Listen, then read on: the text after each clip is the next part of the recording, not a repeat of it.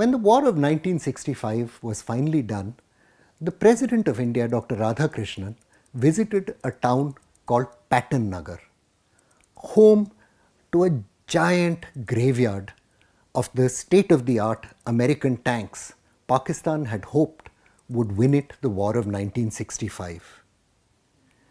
The President recorded an inimitable obituary for the metal hulks littered across the battlefield like so many dead iron elephants.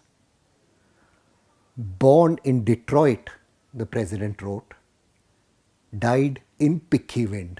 In the third part of this series on Pakistan's Defence Day, which Pakistanis have been taught marks the successful defence of their country against an Indian military attack in 1965 aimed at Lahore, we'll be looking at the third and concluding part of the War of 1965.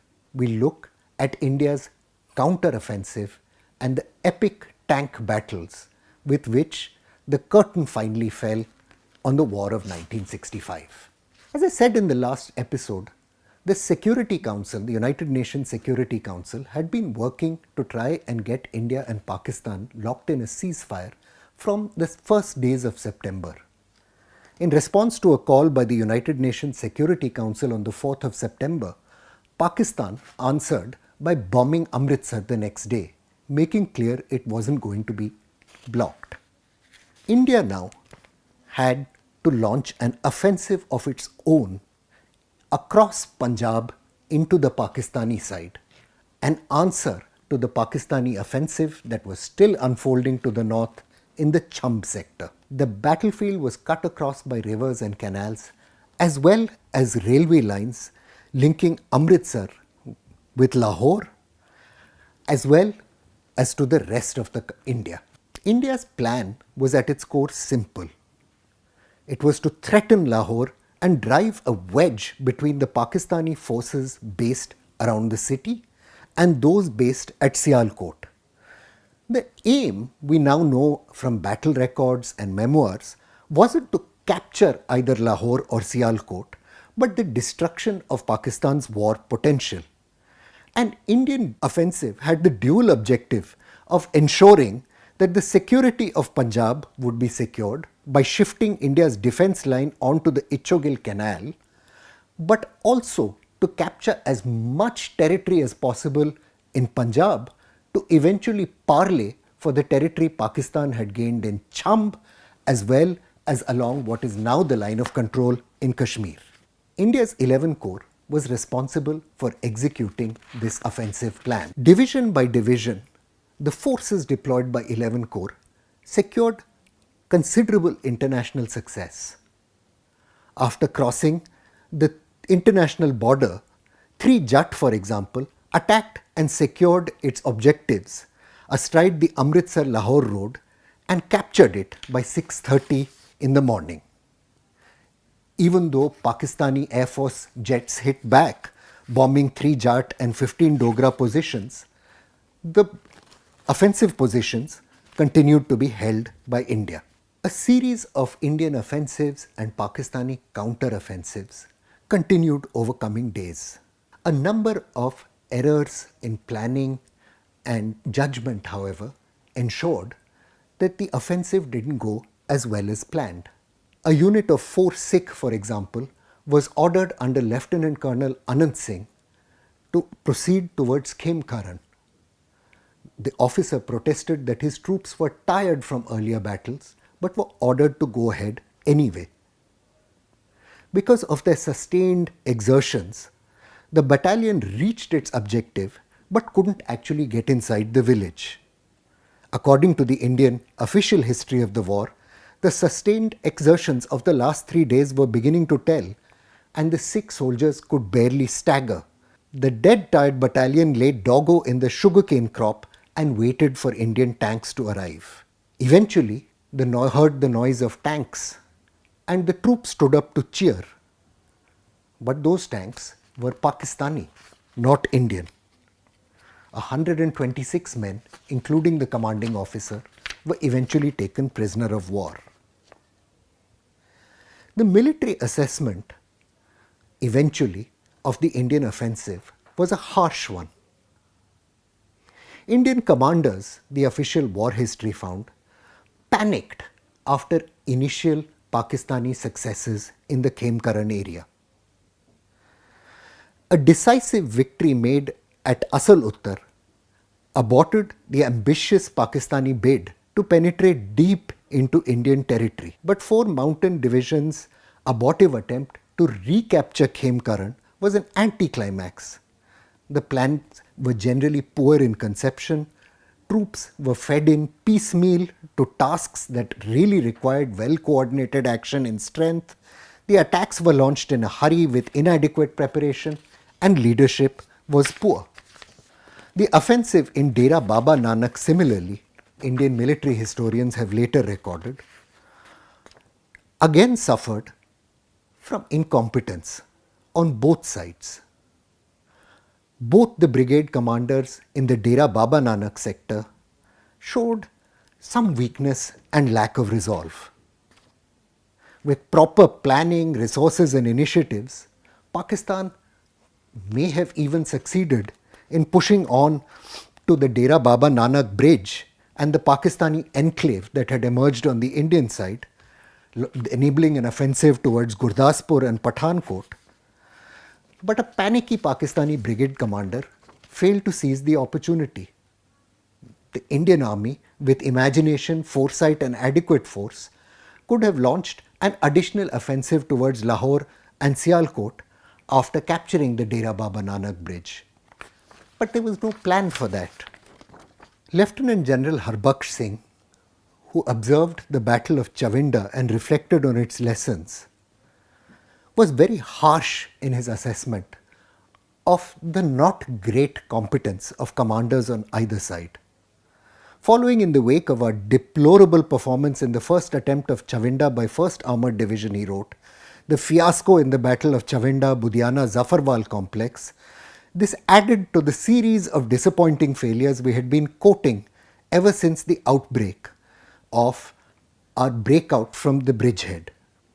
He flagged many weaknesses. Commanders were sluggish and complacent.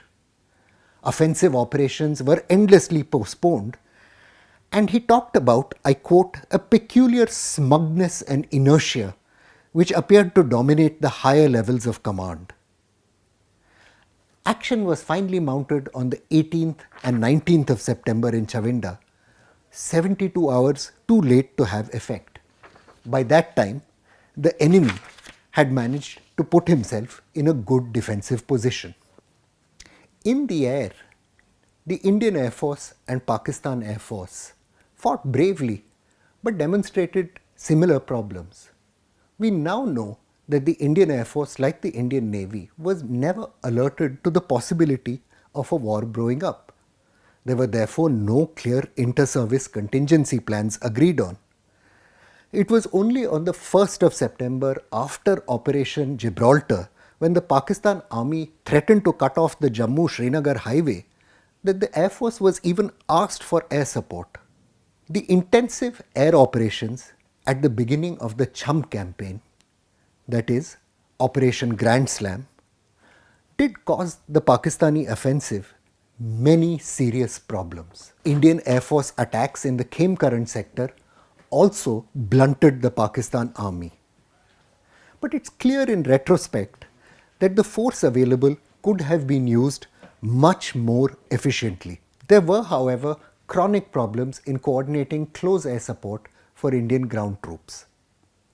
The Pakistan Air Force, for its part, did an exceptionally bad job of bombing Indian Air Force bases. Although Indian bases were bombed on an almost nightly basis, the damage by Indian accounts was minimal.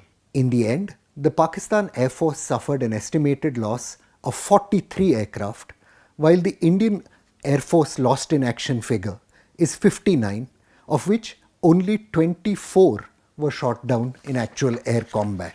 The Pakistan Air Force should have done much better because it had high-performance F-104s and Sidewinder-equipped F-86s. But paradoxically, Having this state-of-art equipment made Pakistani commanders reluctant to expose their state-of-the-art equipment, hoping to conserve it for what they feared might be a long-drawn conflict. The Indian Air Force also failed to carry out preemptive airstrikes on Pakistan Air Force airfields just after or before Indian offensive operations began. So let's sum up. How did the war of 1965 end? India's 15 Corps covered itself in glory. Surprised by the infiltration that took place during Operation Gibraltar, it recovered quickly to cut off the attackers, capture the Kargil Heights, the Haji Pir Pass and the Kishanganga Bridge. Indian officers and men, through their feats in that defensive operation, recovered a great deal of the honor some felt they had lost in the 1962 war in China. In Cham Jaudiyan though, where the Pakistan Army launched Operation Grand Slam, the lack of proper appreciation, proper planning and appropriate preparation meant the Indian Army did quite badly. In spite of Field Commander's warnings that the Pakistan Army was moving towards Cham, 15 Corps headquarters did not either construct adequate defences or commit sufficient armour and artillery to the task. The Pakistani commanders, for their part, expecting strong opposition after crossing the Munawwar Tawi, delayed their advance and ended up losing their advantage. In the Punjab theatre, where India's 11 Corps had struck towards Sialkot and Lahore, though without the intention of capturing either city, it performed, let's say, succeeded only in ensuring a draw. 11 Corps blunted the Pakistani armoured counter-offensive in Khemkaran and won the battles of Dograi and Barki. But it failed to capture intact bridges on the Ichogil Canal and all the Pakistani territory up to that canal. In later analysis, India's own military assessments were critical of generalship and the lack of spirited leadership. In some sectors, like Khemkaran, there were inadequate defences, while in areas like Dograi, the army did not capitalize on early wins. According to India's official war history of 1965, the problem was this. Both sides were trained in standard British war tactics and blindly followed orthodox British methods of fighting and never deviated from them. Although the British military system was undergoing drastic changes, both the countries deployed their infantry and armour in the Second World War style. Again, both used armoured cars and Pakistan suffered heavy losses. In their place, more modern jeeps with bazookas or machine guns would have been much more effective.